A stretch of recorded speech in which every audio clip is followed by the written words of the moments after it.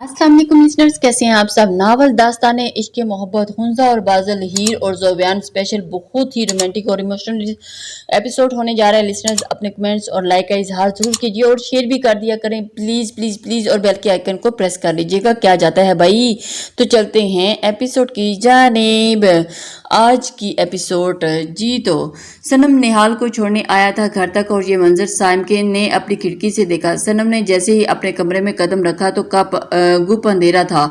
उसने जैसे ही लाइट जलानी चाहिए किसी ने उसकी कमर थाम के उसे खुद से लगाया और उससे पहले सनम चीखती साइम ने उसके मुंह पे हाथ रख के उसके कान में सरगोशी की। तुम सिर्फ मेरी हो, इतना कह के साइम ने उसके हाथ में बोरिंग उतारी। सनम को अच्छे से अंदाजा हो गया था कि यह हरकत किसी की है और इसीलिए उसने अपने आप को ढीला छोड़ दिया। सनम के ऐसा करने पर साइम ने उसके मुंह पे हाथ हटाया। सनम ने पहले कमरे की लाइट खोली तो सामने साइम को खड़ा पाया जिसकी आंखें जरूरत से ज्यादा सुरख थी। मुझे तुम्हारी जात से घिन आती है साइम, तुम्हारी होने से बेहतर है कि मैं मौत को गले लगा लूं। सनम, मैं माफी मांगता हूं अपने हर अमल के लिए। यकीन मानो मैंने उस रात के बाद अपने हर गुनाह से तौबा कर ली है। साइम ने उसके पास उसका चेहरा थाम के मिन्नतें करने वाले अंदाज में कहा। सनम ने उसे धक्का दिया और कहा, हाथ नहीं लगाओ मुझे और ये बकवास अपनी बंद करके रिंग दो मेरी। क्यों? तुम्हारे यार ने जो तुम्हें इतनी मोहब्बत से पहनाई है इसलिए। साइम की बात सुन के सनम ने आगे बढ़ के गुस्से में उसके मुंह पर जोरदार थप्पड़ मारा और कहा, तुम होते कौन हो मुझसे ऐसे बात करने वाले, और तुम्हारी जुर्रत कैसे हुई मुझसे ये बात कहने की।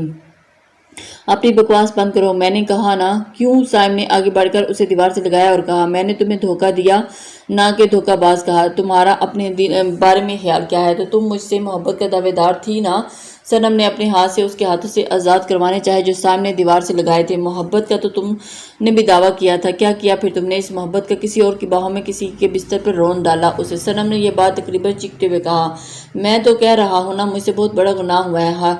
हर रात सजदे में अपने रब से अल्लाह ताला से गुनाहों की माफ़ी मांगता हूँ। मुझे माफ़ कर दो सनम, प्लीज़ मुझसे दूर मत जाओ। ये कह के साइम ने सनम के माथे पे अपने लब रख दिए और अपना माथा उसके माथे से टिकाए रोने लगा। साइम की इस हरकत पे सनम पल भर के लिए सुन होगी। साइम ने उसके हाथ छोड़े और उसे बेड पे उसके पाँव में बैठ गया और कहा, मैं ज़नाकार था, सब कुछ था, मगर मैंने कभी तुम्हारा फ़ायदा नहीं उठाया। वो तो मौका नहीं मिला तुम्हें।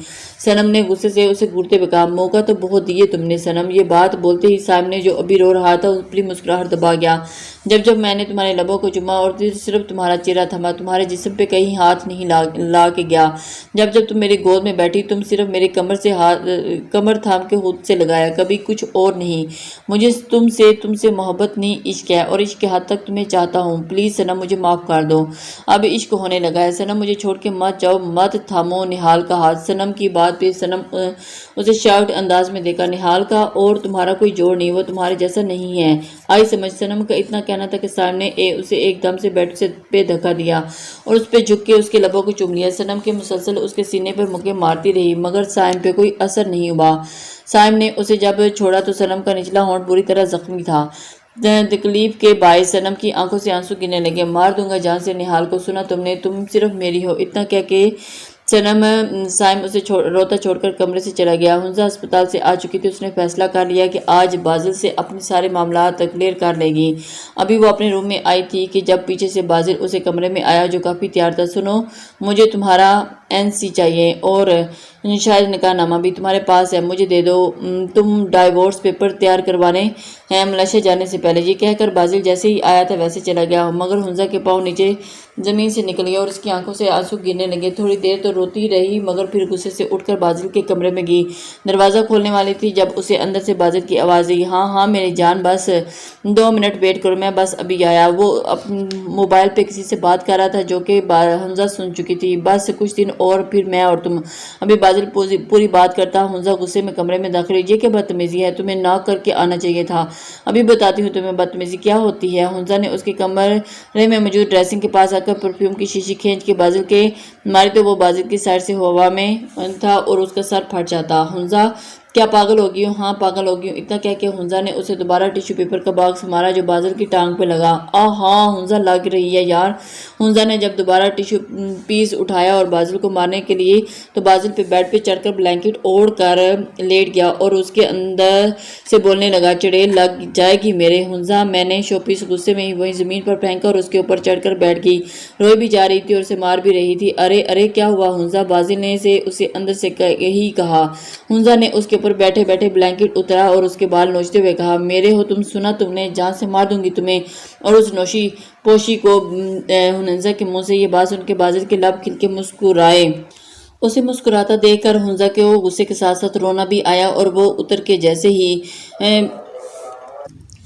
ہی جانے لگی بازل نے اسے کمر سے تھام کے ایک دم اپنی پوزیشن بدلی اور کہی، تمہیں تو چاہیے تھی نہ مجھ سے ڈائیورس اور پھر اب کیا طلاق؟ نفرت تھی نہ تمہیں مجھ سے؟ گھن آتی تھی نہ مجھ سے؟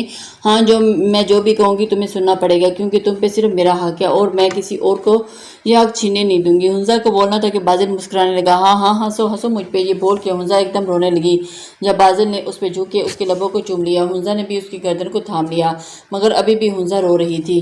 یا بازل نے اس کے لبوں کو چھوڑا اور باری باری اس کی آنکھوں سے آنسو چننے، میں صرف تمہارا تھا، تمہارا ہوں اور تمہارا ہی رہوں گا۔ جھوٹ، تم مجھے چھوڑنے والے تھے اس نوشی کے چکر میں۔ ایسا کبھی نہیں ہو سکتا میری جان۔ بازل کے دل کا ایک ہی حکمران ہے اور وہ ہے صرف ہنزا بازل۔ یہ بول کے بازل ایک بار پھر ہنزا پہ شدت سے جھکا اور کئی مہینوں کی اپنی پیاس اس کے لبوں سے بجھانے لگا۔ اس کی گردن پہ جھکا اور اپنی پیاس بجھا رہا تھا جب ہنزا اسے کندھے سے پکڑے روکا اور کہا، تو پھر وہ نوشی، وہ جو تم موبائل پہ بات کر رہے تھے، وہ ابھی پیار کرنے دو، بعد میں سب بتاؤں گا سب، مگر اتنا جان لو کہ تمہیں سیدھا کرنے کے لیے بازل نے ٹیڑھا راستہ اپنایا۔ اتنا کہہ کے بازل اس کے کندھے پہ سے شرٹ نیچے کر کے وہاں اپنے لب رکھے اور پلیز بازل۔ جب بازل کی شدتیں بڑھنے لگی تب ہنزا نے اسے روکا۔ بازل کی لال سرخ آنکھوں کو دیکھ کر ہنزا نگاہیں جھکانے پر مجبور ہوگی اور دونوں پھر ایک دم سے اتنے کلوز تھے کہ وہ بس بار بار اسے اپنی محبت کی شدتیں بڑھا رہا تھا۔ بازل نہ چاہتے ہوئے بھی کبھی گردن اور کبھی ہونٹوں پہ اس کے لبوں پر چھو رہا تھا مگر بازل نے وقت کی نزاکت کو سمجھتے ہوئے ہنزا کے اوپر سے ہٹا اور اس کے سائڈ میں لیٹ کے اس کے چپک گیا۔ اچھے کام دھندے پہ لگایا ہے تو نے، نہانا تجھے ہے اور تیری ڈھیلی ڈھیلی شرٹ میں لاؤں۔ سائم کو پچھلے آدھے گھنٹے سے لگی ون میں مال میں گھوم رہا تھا۔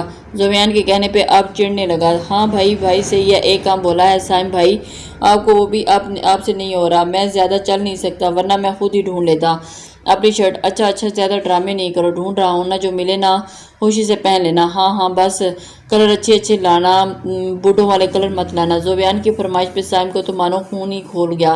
اس نے تب کہ زویان سے کہا، زویان کوئی تو 9 مہینے والی پریگننٹ عورت نہیں ہے جو تیرے لیے ڈیلی شرٹس تو ڈھونڈوں، اوپر سے کلر بھی اچھے۔ لا حول ولا قوت، وہ تو آپ کی بیوی ہوگی، میری بیوی ہوگی۔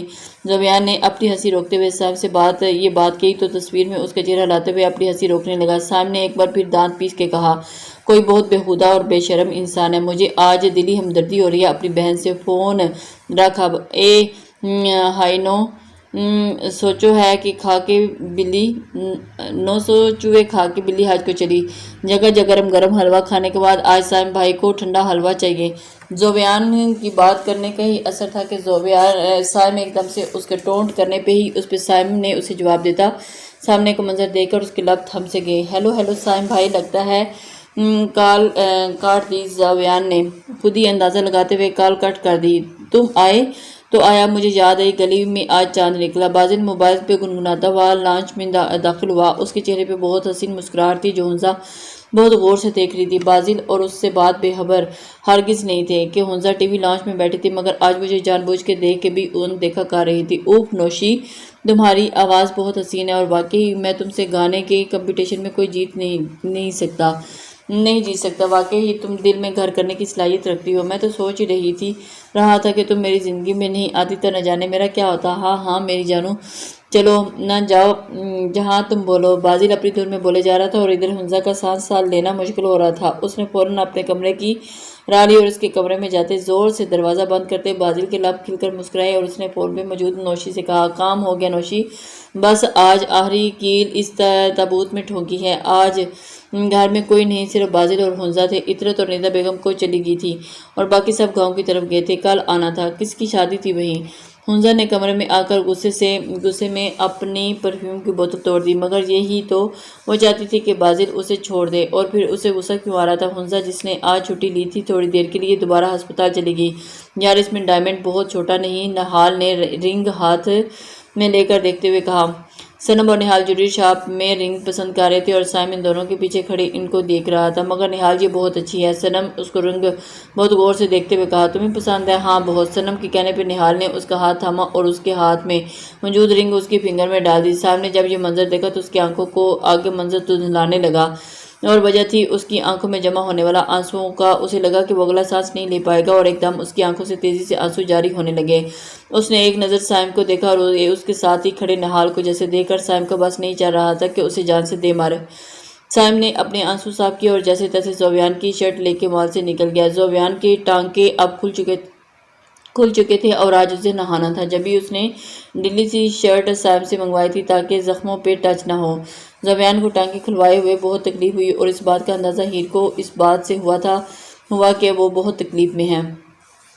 اس نے بہت طاقت سے ہیر کا ہاتھ تھاما ہوا تھا اور ہیر کا دل شاید اب پگھلنے لگا تھا۔ ایک ہفتے سے زوبیان کے ساتھ اسی کمرے میں تھی، اور جب تک اس کے کمرے میں رہتی زوبیان اسے اپنی نگاہوں میں رکھتا اور مسکراتے رہتا۔ ہیر زوبیان کا کھانا بنانے گئی، اور جب سائم اس کے کمرے میں شرٹ دینے آیا، ابھی فی الحال مجھے یہی ملی ہے، بعد میں اور لا دوں گا۔ سائم نیچے نگاہیں کر کے شرٹ رکھ کے جانے لگا جب زوبیان نے ایک دم اس کا ہاتھ تھام لیا۔ سائم بھائی کیا ہوا؟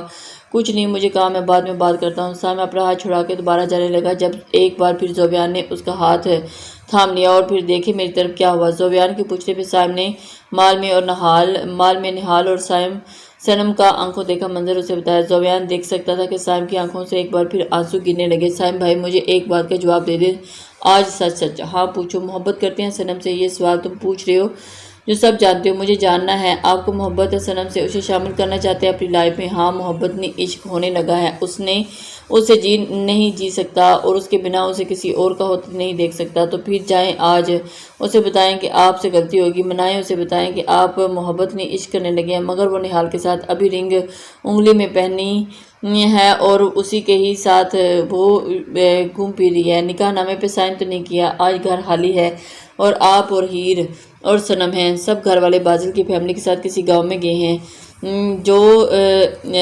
ریلیٹیوز دونوں فیملی کے تھے، اور وہاں بازل بھی اپنا آج معاملہ کلیئر کرنے والا ہے۔ آج میرا بھی کچھ ایسا ہی ارادہ ہے، آج اس قصے کو فائنل کر دیں بھائی۔ یقین سے تو مانگی دعا بھی تقدیر بدل دیتی ہے، پر پھر بھی تو صنم کا دل جائز۔ زوبیان کسی بھی صورت ہیر کو نہیں چھوڑ رہا تھا، اور ہیر کا لگا اس کا سانس رک جائے گا، اور اس نے پوری طاقت کے زوبیان کو خود سے دور کیا۔ پاگل ہو گیا کیا؟ ہیر نے لمبی لمبی سانس لیتے ہوئے کہا، غصے میں کہا، اور واش روم سے چلی گئی۔ زوبیان نے ہیر کے جاتے ہی ایک لمبی سانس لی اور یہ مانا کہ واقعی اس کے کسی کا دورانیہ کچھ زیادہ ہی لمبا ہو گیا تھا۔ زوبیان نے باقی کا نہانا خود کیا، اور یہ سوچتے ہوئے کہ کیا پتہ ہیر اسے معاف کرے گی یا نہیں۔ زوبیان جب باہر نکلا تو ہیر کمرے میں نہیں تھی۔ ہیر کی غیر موجودگی محسوس کر کے زوبیان پھر سے اداس ہونے لگا۔ اس نے بہت بیزاری سے اپنا ٹراؤزر بدلا اور ساتھ ہی بڑبڑانے لگا، بہت بڑا ہیرو سمجھتا ہے زوبیان تو خود کو، بہت ہی کوئی ہینڈسم ہے تو جو اپنی بیوی کو کس کرے گا، اسے پیار کرے گا، وہ تیری ساری غلطیوں کو بھلا دے گی۔ زوبیان پتہ نہیں کیا وہ منہ میں بڑبڑا رہا تھا۔ یہ دھیان دیے بنا ہی ہیر اس کے کمرے میں اس کے لیے گرم گرم کافی لے کے بیٹھی تھی اور مسکرا کے اس کی باتیں سن رہی تھی۔ اور اگر آپ کا بڑبڑانا پورا ہو گیا ہے تو کافی پی لیں۔ ہیر کی آواز پہ زوبیان جو غصے میں اپنی شرٹ دیکھ رہا تھا ایک دم پلٹ کے حیران کن نظروں سے اسے دیکھنے لگا۔ زوبیان نے دیکھا تو اس کے چہرے پہ کچھ انوکھا سا تھا۔ ہاں تھا انوکھا کچھ۔ زوبیان نے کچھ سوچا اور غور کرنے پہ معلوم ہوا کہ وہ انوکھی چیز کچھ نہیں ہیر کی مسکراہٹ تھی۔ ہاں ہیر زوبیان کو دیکھ کر مسکرا رہی تھی۔ زوبیان دھیرے سے اس کے پاس آیا اور بیڈ پہ بیٹھ گیا۔ ہیر نے پاس رکھا ٹاول اٹھایا اور زوبیان کے سامنے اس کے بال خشک کرنے لگی۔ زوبیان نے دھیرے سے اسے کمر سے تھام کر خود سے قریب کیا اور اپنا سر اس کے پیٹ پہ رکھ دیا۔ زوبیان نے اس عمل سے ہیر کے ہاتھ تھام لیے۔ زوبیان نے نگاہ اٹھا کے ہیر کو دیکھا اور اسے ہی دیکھتی رہ گئی، مگر اس کی آنکھوں میں آنسو تھے۔ زوبیان کو پتہ تھا کہ اس کے رونے کی وجہ۔ زوبیان نے اس کے ہاتھ سے ٹاول لے کر سائڈ پہ رکھا اور اسے اپنی تھائی پر بٹھا کر اسے کمر سے تھاما۔ ہیر نگاہیں نیچے کر کے مسلسل روئے جا رہی تھی۔ زوبیان نے اس کے گیلے لمبے بال جو اس کے چہرے پہ تھے کان کے پیچھے کرتے ہوئے کہا، ہیر ادھر دیکھو میری طرف۔ زوبیان نے بہت ہی پیار اور آہستگی سے اس کے کان میں سرگوشی کی۔ جو کہ اسے پرتوجہ زوبیان کے کہنے پہ ہیر نے نگاہ اٹھا کے زوبیان کو دیکھا تو زوبیان اس کی آنکھیں دیکھ کر پل بھر کے لیے ٹھہر سا گیا۔ غصہ ہوں مجھ سے، زوبیان کے سوال پہ ہیر نے نفی میں گردن ہلائی۔ مگر میں تم سے ایک بار معافی مانگنا چاہتا ہوں، مگر میں تم سے اور اپنے ہر اس عمل سے جس سے تمہارا دل پوری طرح ٹوٹا ہے۔ یہ کہہ کے زوبیان نے اس کے دونوں گالوں کو بار بار چوما، اور جہاں اس نے تھپڑ مارے تھے، اور اس کے سر پہ اس کے حصے کو چوما جہاں اس نے اپنے بالوں کو مٹھی میں کھینچا تھا۔ اور ہیر، آج میں تم سے اللہ کو گواہ بنا کر کہتا ہوں کہ جس دن میں نے تمہیں پہلی بار دیکھا تھا اسی دن تمہاری ان آنکھوں نے مجھے اپنی طرف اٹریکٹ کیا تھا، مگر میں نے دل کی نہیں سنی۔ میں نے تم سے بدلہ نہیں لینا چاہتا تھا، مگر ماشا روبوٹ کی باتوں میں آ کر سب کچھ کیا۔ مگر دیکھو، سب کچھ ڈرامہ تھا، مگر اللہ نے ہمارا نکاح ڈرامہ نہیں رکھا، وہ تو سچ مچ میں تم سے ہو گیا۔ میں تم سے عشق، محبت، عشق دونوں کرتا ہوں۔ دل کی دھڑکن تھمنے لگتی ہو جب تم دور جاتی ہو۔ پلیز ایک اعتبار کر لو مجھ پہ۔ زوبیان کے لہجے میں کچھ نہیں تھا، التجا، افسوس، ندامت۔ ہیر اسے تھوڑی دیر تکتے ہی رہی اور کہا، میں نے آپ کو معاف کیا زوبیان۔ یہ بول کے ہیر زوبیان کے گلے لگی۔ زوبیان کو لگا آج اللہ نے اسے فرش عرش پہ پہنچا دیا، اور ہیر اور دل ہی میں نہال ہو رہی تھی، اور اسی انداز میں لیے بیٹھ کر گر گیا۔ اپنی پوزیشن بدل کے ہیر کے چہرے کو چومتے ہوئے کہا، سچ میں مجھے معاف کر دیا نا؟ ہیر اس کے چہرے پہ ہاتھ رکھ کے کہا، ہاں زوبیان، میں نے آپ کو دل سے معاف کیا۔ اگر زندگی میں دوبارہ آپ نے میرا اعتبار توڑا تو موت کو گلے لگا لوں گی۔ ہیر کی بات سن کے زوبیان نے فوراً اس کے لبوں پہ اپنا ہاتھ رکھا اور کہا، اگر دوبارہ تم نے مرنے کی بات کی تو میں ہمیشہ کے لیے ناراض ہو جاؤں گا۔ یہ بول کے زوبیان ہیر کے لبوں کو چومنے لگا۔ جب ہیر نے فوراً اس کے لبوں پہ ہاتھ رکھا اور پوچھا، نکاح والے دن جو آپ نے میرے سامنے ماشا کو کس کیا تھا اس کی سزا آپ کو ملے گی؟ ہیر زوبیان حیران ہو کر ہیر کو دیکھ کر کہا، ہاں، اور آپ کی سزا یہ ہے کہ اب آپ میرے ہونٹوں کو جبھی چومیں گے جب میں چاہوں گی۔ اوہ ہیلو، یہ کیسی سزا ہے ہیر؟ میں نہیں مانتا۔